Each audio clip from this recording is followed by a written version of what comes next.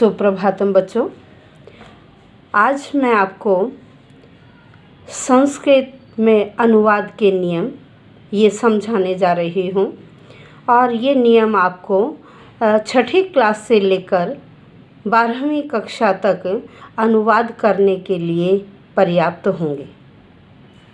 सबसे पहले हमें कर्ता और क्रिया का ज्ञान होना चाहिए। कर्ता कार्य के करने वाले को कर्ता कहते हैं और क्रिया जिस शब्द में किसी काम का करना या होना पाया जाए उसे क्रिया कहते हैं। संस्कृत में क्रिया धातु कहलाती हैं। आज हम प्रथम पुरुष के वाक्यों का ही अनुवाद करना सीखेंगे। संस्कृत में वर्तमान काल लट लकार कहलाता है और आप सबको पता है कि वर्तमान काल जो समय चल रहा है उसे वर्तमान काल कहते हैं। वर्तमान काल के वाक्यों की पहचान है जिस वाक्य के अंत में ता है, ती है, ते हैं, रहा है, रहे हैं और रही है आता है, वह वाक्य आपका वर्तमान काल का होता है। संस्कृत में वर्तमान काल के लिए लट लकार का प्रयोग किया जाता है। ठीक है, अब हम सबसे पहले प्रथम पुरुष के कर्ता को देखते हैं। प्रथम पुरुष का कर्ता पुल्लिंग, स्त्रीलिंग और नपुंसक लिंग में अलग अलग होता है। सबसे पहले हम प्रथम पुरुष के कर्ता को देखेंगे। आप सभी को पता है कि वचन 3 प्रकार के होते हैं, एक वचन, द्विवचन और बहुवचन। तो बेटे पुल्लिंग में जो प्रथम पुरुष के कर्ता हैं वह हैं स, तौ, ते। स का मतलब है वह एक लड़का। जो आपका प्रथम पुरुष है ना, प्रथम पुरुष किस कर्ता का है? वह का। एक वचन में आ जाएगा वह एक, द्विवचन में आ जाएगा वह दो और बहुवचन में आ जाएगा वह सब। तो संस्कृत में वह एक लड़के के लिए संस्कृत शब्द स, वह 2 लड़कों के लिए तौ और वे सब लड़कों के लिए ते। इतना समझ में आ गया? अब हम इससे आगे चलते हैं।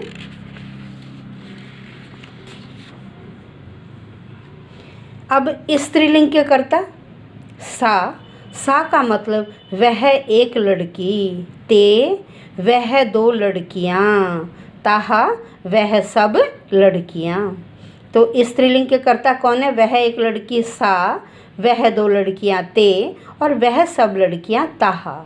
ठीक है, अब चलते हैं नपुंसक लिंग पर। नपुंसक लिंग के कर्ता है तत्, ते, तानी। तत् का मतलब वह एक, ते का मतलब वह 2 और तानी का मतलब वे सब। ठीक है, मान लीजिए वह एक फल है तो क्या है?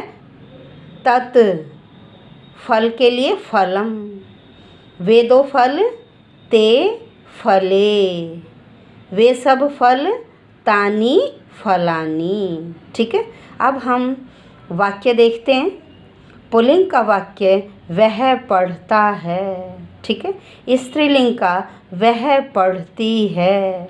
नपुंसक लिंग का वह एक फल है। अब इन वाक्यों का संस्कृत में अनुवाद करने के लिए आप धातु अर्थात क्रिया के लट लकार का प्रयोग करेंगे। तो लट लकार का आपको ज्ञान भी होना चाहिए, लट लकार का ज्ञान होना चाहिए। तो अब हम इससे आगे चलते हैं लट लकार पर। लट लकार के प्रत्यय देखिए, यहाँ मैंने आपको बताया कि पहचान क्या है। जिस वाक्य के अंत में ता है, ती है, ते हैं, ती है, रहा है, रही है, रहे हैं और रही हैं होता है, वह वाक्य आपका वर्तमान काल का होता है। वर्तमान काल के वाक्यों का अनुवाद करने के लिए हम धातु के लट लकार का प्रयोग करते हैं। अब लट लकार के प्रत्यय बेटे हम तीनों पुरुष लिखेंगे, प्रथम पुरुष, मध्यम पुरुष, उत्तम पुरुष और फिर एक वचन, द्विवचन और बहुवचन। अब हम प्रत्ययों पर चलते हैं। प्रथम पुरुष के प्रत्यय हैं ती, तह, अंति। क्या है? ती, तह, अंती। मध्यम पुरुष के प्रत्यय हैं सी, थह, थ। उत्तम पुरुष के प्रत्यय हैं आमी, आवह, आमह।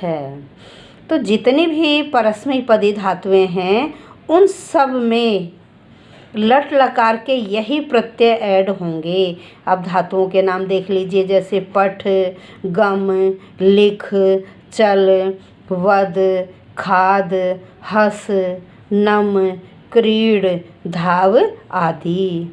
अब एक धातु मान लीजिए हमने पठ धातु ली, ठीक है, उसमें ये प्रत्यय ऐड करते जाएंगे तो हमारा लट लकार का रूप तैयार हो जाएगा। हमने पठ धातु ली, पठती, पठतः, पठन्ति। फिर बोलिए, पठती, पठतः, पठन्ति। पठसी, पठथः, पठथ। पठामि, पठावह, पठामः। लट लकार के प्रत्यय समझ में आ गया सबको? तो हम इन धातुओं में ये प्रत्यय जोड़ते जाएंगे और लट लकार का रूप हमारा बन जाएगा। अब हम, क्योंकि हम अनुवाद कर रहे हैं अभी केवल प्रथम पुरुष के वाक्यों का, ठीक है, तो यहाँ मैंने क्या किया, केवल प्रथम पुरुष के ही रूप लिखे हैं। देखिए हमने लिखा धातु क्रिया, ठीक है, और कौन सी धातुएं हैं ये, परस्मैपदी, और लट लकार वर्तमान काल, ठीक है। प्रथम पुरुष का रूप लिख रहे हैं हम, यहाँ मैंने धातुओं के नाम लिखे हैं, फिर हमने एक वचन के रूप, उसके बाद द्विवचन के रूप और उसके बाद बहुवचन के रूप, ठीक है। आपने इससे पहले अभी देखा था कि प्रथम पुरुष के प्रत्यय हैं ती, तह, अंति। तो अब हमने यहाँ क्या किया, हर धातु में प्रथम पुरुष के प्रत्यय जोड़कर यहाँ रूप लिख दिए।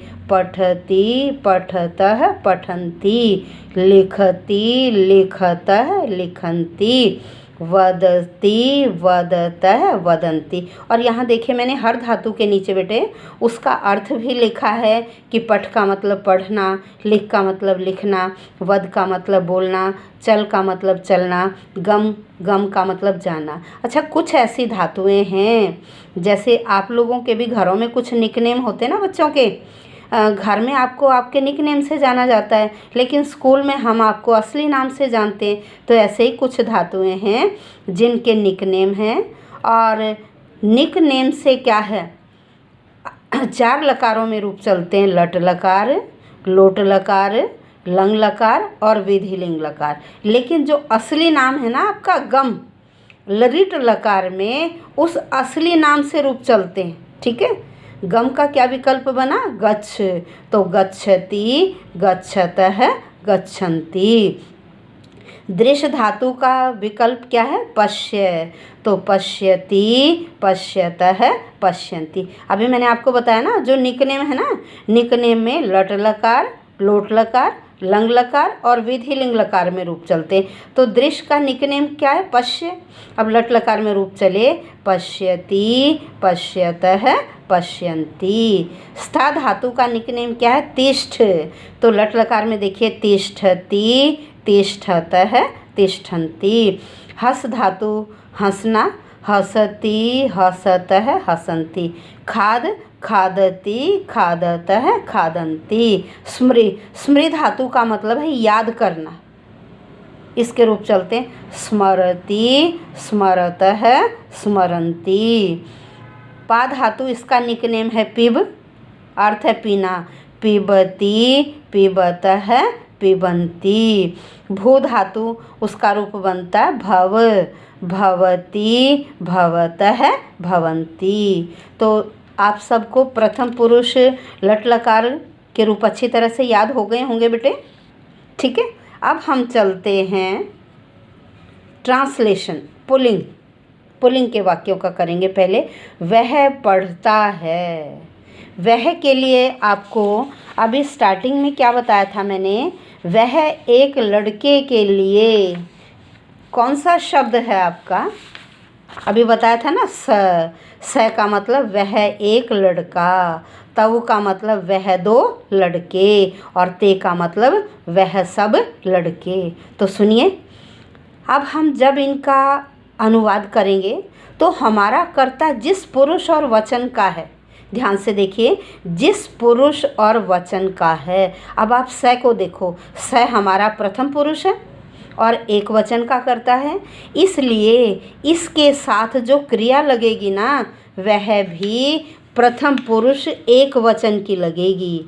प्रथम पुरुष एक वचन क्या बना? पठती, लिखती, वदती, चलती, गच्छति आदि। यदि आपका वाक्य है वह चलता है तो वह एक की संस्कृत क्या? स, ठीक है, स।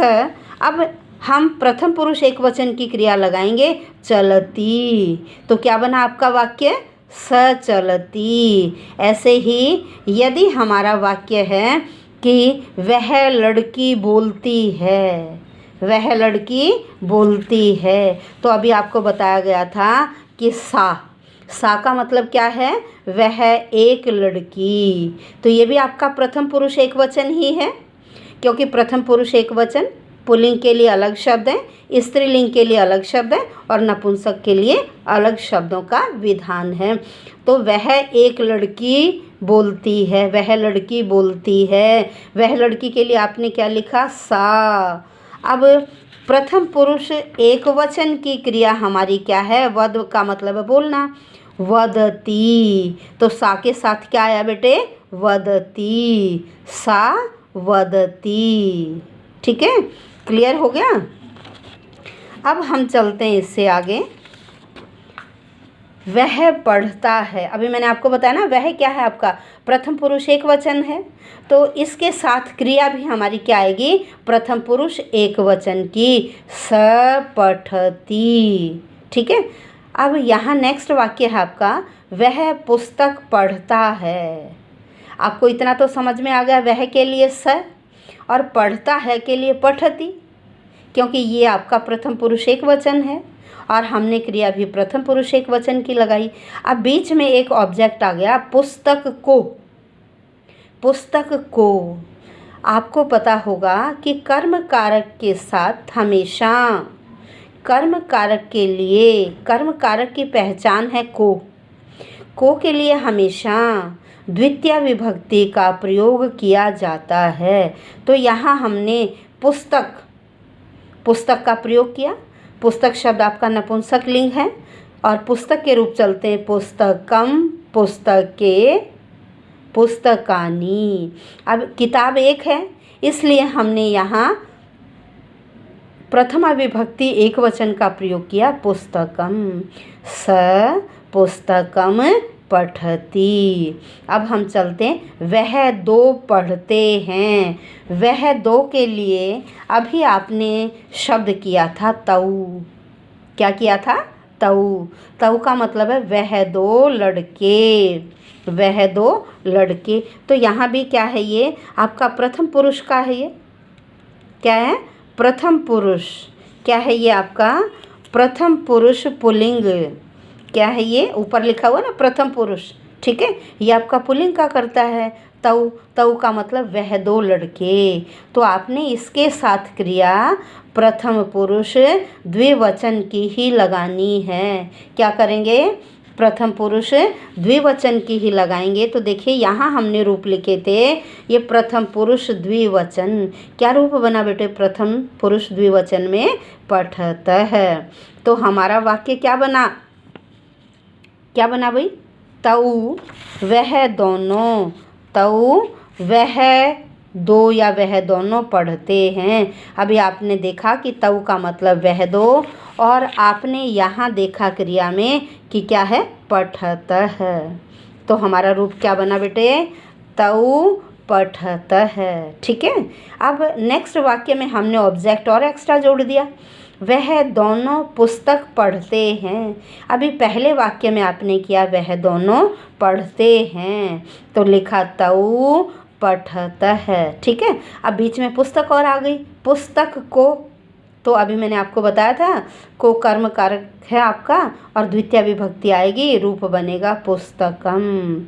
तऊ पुस्तकम पठतः। ठीक है, अब हम अगले वाक्य पर चलते हैं, वह सब पढ़ते हैं। वह सब पढ़ते हैं। अभी हमने वह सब की संस्कृत की थी, क्या थी? ते।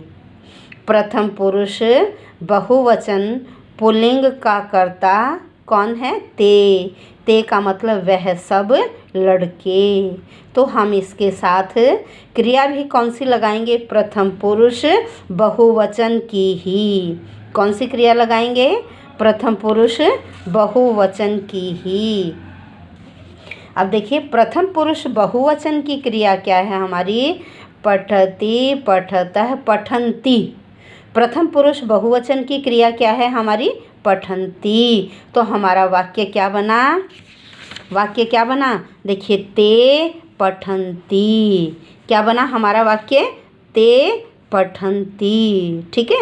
नेक्स्ट में वे सब पुस्तक पढ़ते हैं। वे सब पुस्तक पढ़ते हैं। अब वे सब के लिए अभी आपने पहले वाक्य में किया ते, पढ़ते हैं के लिए आपने किया पठन्ति। अब वही ऑब्जेक्ट बीच में आ गया पुस्तक को।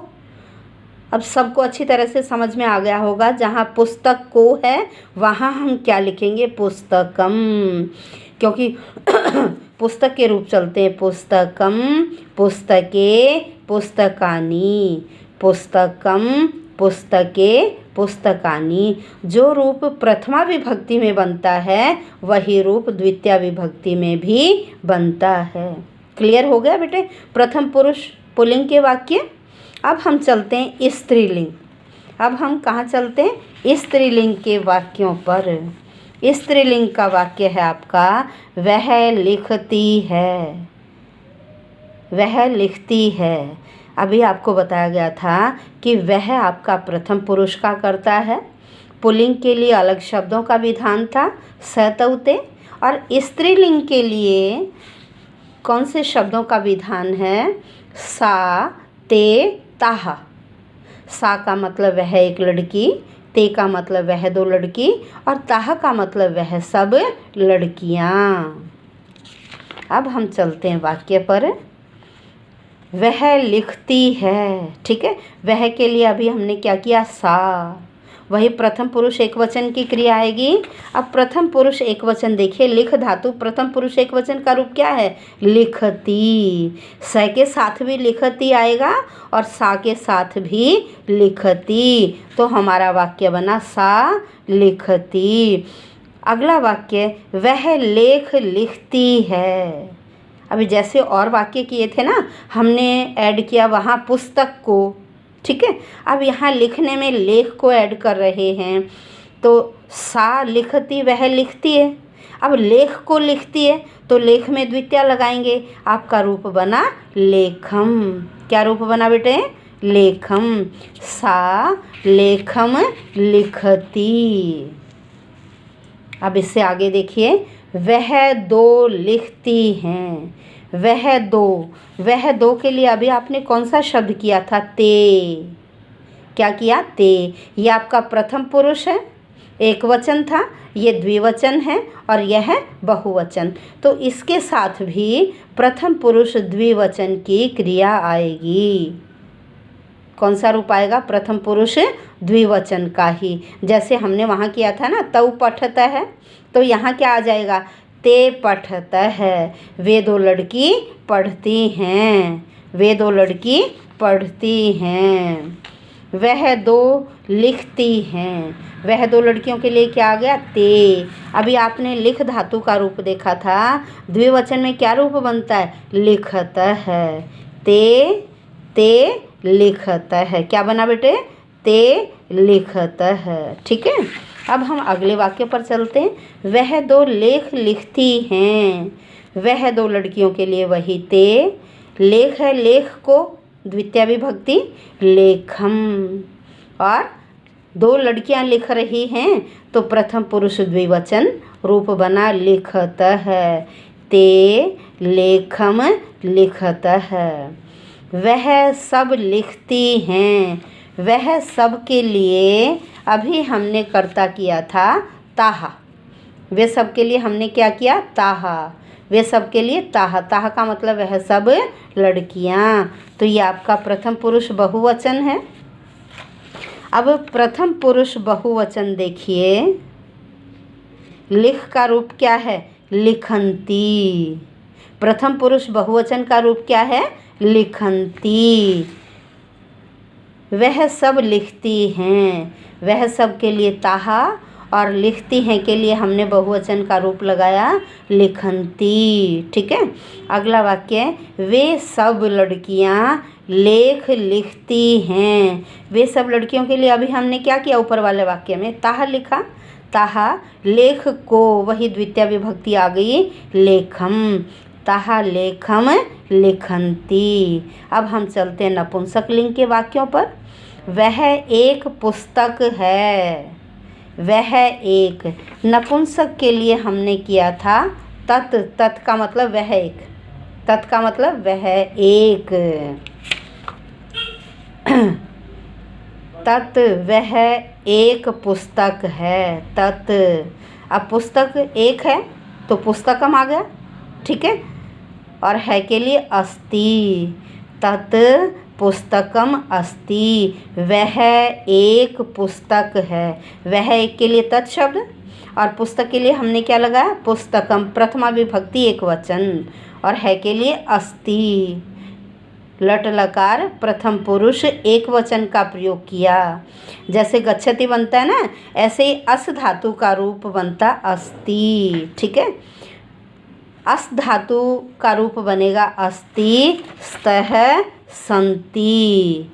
जैसे और रूप है ना ये, पठति, पठता, पठन्ति, ऐसे ही अस धातु का रूप बनेगा अस्ति, स्तः, संति। क्या रूप बनेगा? अस्ति, स्तः, संति। वह दो पुस्तक हैं। वह दो के लिए अभी नपुंसक लिंग में बताया गया था ते। ते का मतलब वह दो। ते का मतलब क्या है? वह दो। तो क्रिया हमारी प्रथम पुरुष द्विवचन की आएगी ते।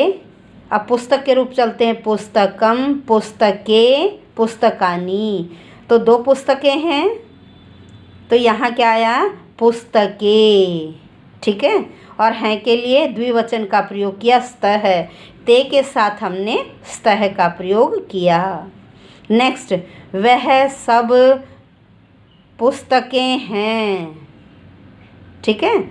अब बहुवचन है इसलिए क्रिया भी बहुवचन की आएगी। तानि पुस्तकानि सन्ति।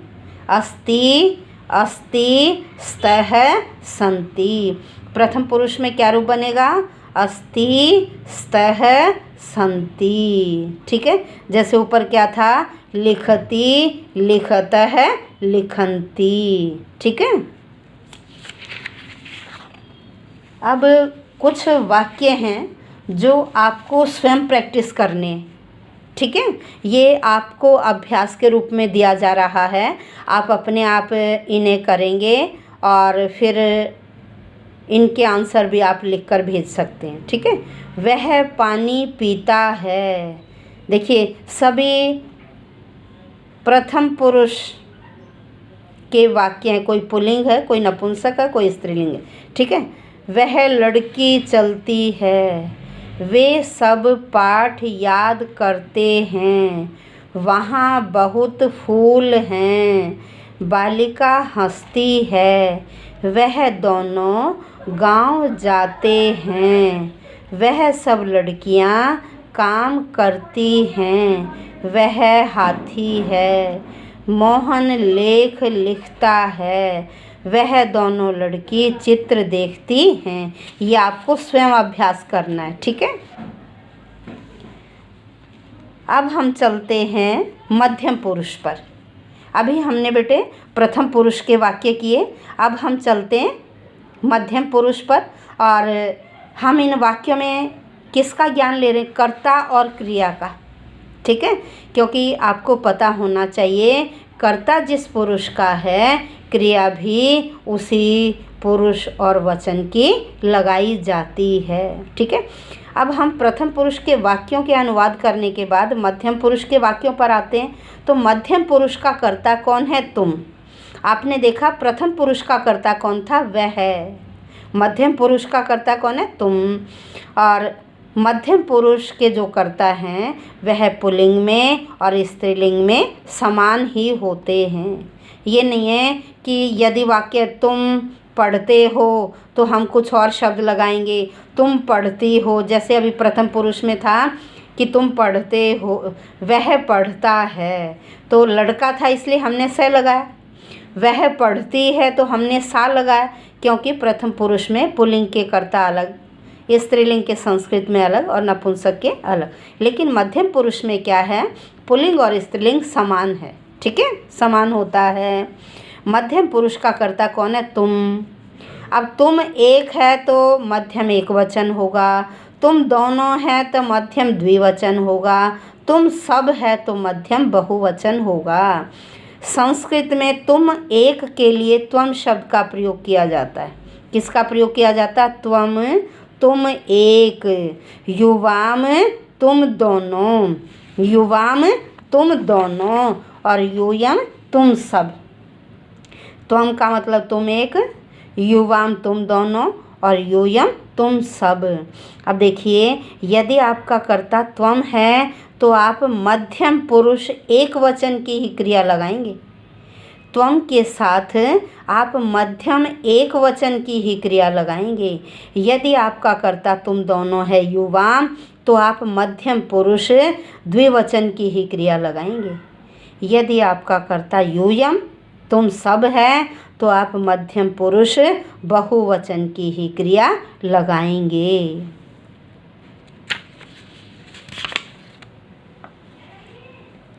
अभी मैंने बताया ना आपको, त्वम तुम एक लड़का या लड़की, युवाम तुम दोनों लड़का या लड़की, यूयम तुम सब लड़का या लड़की। अब हम चलते हैं मध्यम पुरुष के प्रत्यय।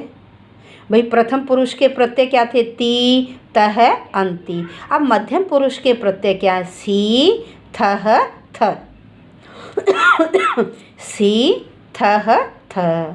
अब पठ धातु को लिया हमने सबसे पहले तो रूप बना पठ सी, पठ थह, पठ थ। क्या बना, मध्यम एक वचन में पठ सी, मध्यम द्विवचन पठ थह और मध्यम बहुवचन पठ थ। अब देखिए, हमने कुछ एक धातुओं के मध्यम पुरुष के रूप लिखे हैं। पठ धातु पठ सी, पठ थह, पठ थ, ये लट लकार के रूप में बेटे। लिख सी, लिख थह, लिख थ, लिख वद सी, वद थह, वदथ, चल सी, चल थह, चलथ, गच्छ सी, गच्छथः, गच्छथ, पश्यसि, पश्यथः, पश्यथ, तिष्ठसि, तिष्ठथः, तिष्ठथ। भाई ये मध्यम एक वचन की जो क्रिया है ये त्वम के साथ लगाई जाएगी। किसके साथ लगाई जाएगी, त्वम के साथ। और द्विवचन की युवाम के साथ, द्विवचन की क्रिया युवाम के साथ और बहुवचन की क्रिया यूयम के साथ, ठीक है। ऐसे ही स्मरसि, स्मरथः, स्मरथ, पिबसि, पिबथः, पिबथ, भवसि, भवथः, भवत, धावसि, धावथः, धावत, क्रीडसि, क्रीडथः, क्रीडथ। अब हम चलते हैं इससे आगे वाक्यों पर। देखिए, तुम पढ़ते हो, तुम पढ़ते हो, तुम एक हो तो तुम एक के लिए मैंने आपको कौन सा कर्ता बताया था, तुम एक के लिए कौन सा कर्ता बताया था, त्वम। और हमने क्रिया कौन सी की थी कि त्वम के साथ कौन सी क्रिया लगेगी, मध्यम एक वचन, मध्यम एक वचन पठसी, ठीक है। अब हम वाक्य देखते हैं, तुम पढ़ते हो, त्वम पठसी, ठीक है। तुम बोलती हो, त्वम, वद का देखिए, वद का क्या बनता है, वदसी, त्वम वदसी, तुम बोलती हो। तुम दोनों पढ़ते हो, तुम दोनों के लिए कौन सा शब्द था हमारे पास, युवाम। कौन सा था, युवाम। तुम दोनों के लिए युवाम। और हमारी क्रिया क्या थी, मध्यम द्विवचन, मध्यम द्विवचन। तुम दोनों पढ़ते हो, युवाम। अब मध्यम द्विवचन की क्रिया देखिए, पठथ है, क्या है, पठतः। क्या रूप बना? युवाम पठतः। नेक्स्ट, तुम दोनों पाठ पढ़ती हो। ऊपर वाले वाक्य में लड़के थे, अब यहाँ लड़कियाँ हैं। वही युवा, तुम दोनों, पाठ को द्वितीय विभक्ति आएगी पाठम। जहाँ भी को सिंबल है तो वहाँ आपको उस शब्द का द्वितीय विभक्ति का रूप करना, पाठम और पठतः है। नेक्स्ट, तुम सब पढ़ती हो। तुम सब के लिए अभी हमने किया था यूयम। क्या है तुम सब का संस्कृत शब्द? यूयम। क्या है? यूयम। यूयम। और यूयम के साथ मध्यम बहुवचन की क्रिया लगेगी पठथ। कौन सी क्रिया लगेगी? पठथ। यूयम पठथ। नेक्स्ट, तुम सब पाठ पढ़ते हो। अभी हमने ऊपर वाले वाक्य में लिखा यूयम पठथ, तो कर्ता और क्रिया तो सेम है, लेकिन बीच में एक्स्ट्रा क्या आ गया? पाठ को। तो हमने द्वितीय विभक्ति का प्रयोग किया, हमारा रूप बना यूयम पाठम पठथ। यूयम पाठम पठथ। नेक्स्ट, अब हम चलते हैं बेटे उत्तम पुरुष पर। उत्तम पुरुष, अभी आपने प्रथम पुरुष किया, मध्यम पुरुष किया, अब हम चलते हैं उत्तम पुरुष। उत्तम पुरुष का कर्ता मैं या हम। कौन होता है? मैं। जब मैं अकेली हूँ तो मैं, मेरे साथ यदि एक और आ गया तो हम बन गए हम दो, जब मेरे साथ बहुत सारे आ गए तो हम बन गए हम सब। अब मैं के लिए देखिए, मैं क्या है? उत्तम पुरुष है। ठीक है, अब हम उत्तम पुरुष के कर्ता देखते हैं। एक वचन में मैं के लिए क्या है? अहम। जब मैं अकेला हूँ तो क्या बना? अहम। जब अभी मैंने आपको बताया कि मेरे साथ एक और आ गया तो हम दो बन गए। हम दोनों के लिए संस्कृत शब्द है आवाम। अब जब मेरे साथ कई आ गए तो हम बन गए हम सब। हम सब के लिए संस्कृत शब्द है वयम। क्या शब्द है? वयम। अब उत्तम पुरुष के प्रत्यय क्या हैं? आमी, आवह, आमह। उत्तम पुरुष का कर्ता एक वचन है अहम, द्विवचन है आवाम और बहुवचन है वयम। अब प्रत्यय क्या है उत्तम पुरुष के? आमी, आवह, आमह। हम कौन सा लकार कर रहे हैं बेटे? लट लकार, वर्तमान काल। वर्तमान काल लट लकार के प्रत्यय ही कर रहे हैं। ये आपके उत्तम पुरुष के प्रत्यय हैं आमी, आवह, आमह। अब पठ धातु में ये जोड़ेंगे तो रूप देखिए पठामी, पठावह, पठामह। हस धातु का रूप बना हसामी, हसावह, हसामह। ठीक है, अब इससे आगे चलिए। ये मैंने फिर एक टेबल बना रखी है उत्तम पुरुष की। एक वचन, द्विवचन, बहुवचन, बहुत सारी धातुएं हैं और उनके रूप लिखे हैं जैसे पठामी, पठावह, पठामह। पठामी अहम के साथ आएगा, पठावह आवाम के साथ आएगा और पठामह वयम के साथ आएगा। ठीक है, ऐसे ही वदामी, वदावह, वदामह, पश्यामी, पश्यावह, पश्यामह, खादामी, खादावह, खादामह, स्मरामी, स्मरावह, स्मरामह, भवामी, भवावह, भवामह। भू का मतलब होना, पा धातु का मतलब है पीना, पिबामी, पिबावह, पिबामह। धाव का मतलब होता है दौड़ना, धावामी, धावावह, धावाम। मैंने धातुओं के साथ बेटे उनका हिंदी अनुवाद भी लिखा है। ठीक है, आप इसे ध्यान से पढ़ लीजिए। क्रीड का मतलब होता है खेलना, क्रीडामी, क्रीडावह, क्रीडामह। अस धातु का उत्तम पुरुष में है अस्मि, स्वः, स्मः। ठीक है, ये हुए आपके उत्तम पुरुष लट लकार के रूप। अब हम वाक्य करते हैं। मैं याद करती हूँ। अभी आपको बताया था कि मैं के लिए क्या है? अहम। मैं के लिए क्या बेटे? अहम। और उत्तम पुरुष एक वचन की क्रिया लगेगी। उत्तम पुरुष एक वचन की क्रिया क्या थी? पठामी।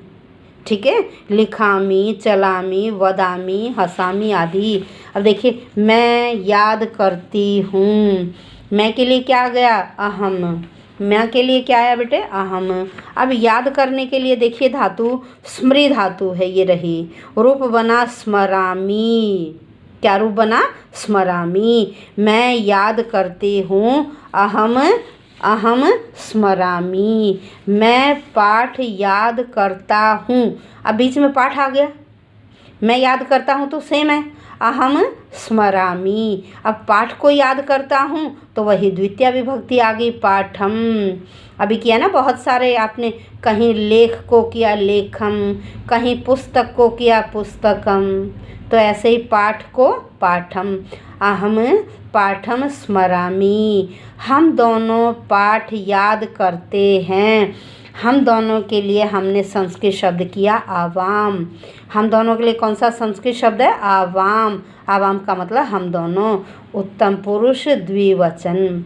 उत्तम द्विवचन की क्रिया क्या है?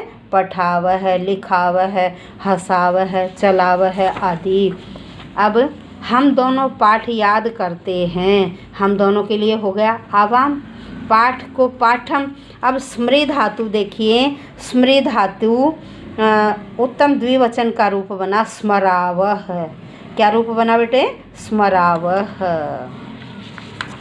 आवाम पाठम स्मरावह। नेक्स्ट, हम दोनों पाठ याद करती हैं। ये तो क्या था? पुल्लिंग था। जैसे मध्यम पुरुष में है ना कि पुल्लिंग और स्त्रीलिंग दोनों के लिए समान शब्द का ही प्रयोग किया जाता है, ऐसे ही उत्तम पुरुष में भी पुल्लिंग और स्त्रीलिंग दोनों के लिए समान शब्द का ही प्रयोग किया जाता है। तो यहाँ भी क्या है? हम दोनों पाठ याद करती हैं, वही हम दोनों आवाम।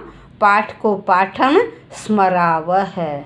जो पुल्लिंग में था पाठ याद करते हैं, पाठ याद करती हैं, वही स्त्रीलिंग में। ठीक है। हम दोनों याद करते हैं। हम दोनों, अभी हमने ऊपर किया हम दोनों पाठ याद करते हैं, यहाँ है हम दोनों याद करते हैं। हम दोनों आवाम। याद करने के लिए क्या द्विवचन लगाया? स्मरावह है।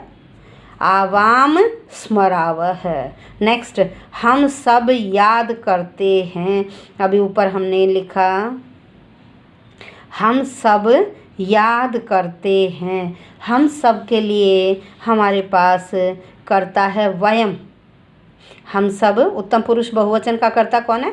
हम सब वयम। और वयम की उत्तम बहुवचन के रूप क्या बनते हैं? पठाम है, हसाम है, लिखाम है, चलाम है, वदाम है आदि। अब यहाँ वयम हम सब। अब देखिए उत्तम बहुवचन में स्मृ धातु का रूप क्या बना? स्मरामः। क्या रूप बना? स्मरामः। वयम स्मरामः।